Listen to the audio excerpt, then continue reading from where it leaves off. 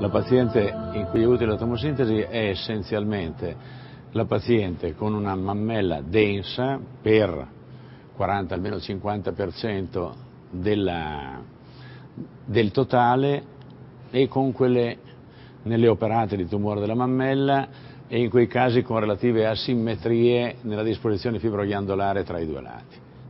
En fait, contrairement à ce que j'imaginais au départ, la tomosynthèse est presque plus intéressante dans les seins graisseux que dans les seins denses. En fait, pour tout dire, quand les seins sont extrêmement denses, l'apport de la tomosynthèse me paraît plus réduit que quand les seins sont mixtes ou moins denses. Parce que, en fait, le gros intérêt de la tomosynthèse, c'est la désuperposition des images et l'analyse des contours. Et l'analyse des contours va être beaucoup plus probante lorsque on a une densité graisseuse autour que lorsque l'on a une densité fibreuse, auquel cas les contours seront, malgré le fait de la désuperposition, resteront masqués.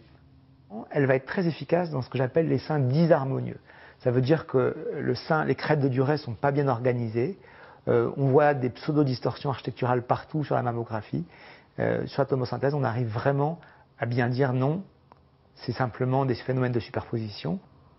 There's definitely a triage process, and I think it makes sense to think about first women who have dense breast tissue. The value of tomosynthesis in women who have dense breast tissue is 3 times that of women who have non-dense breast tissue.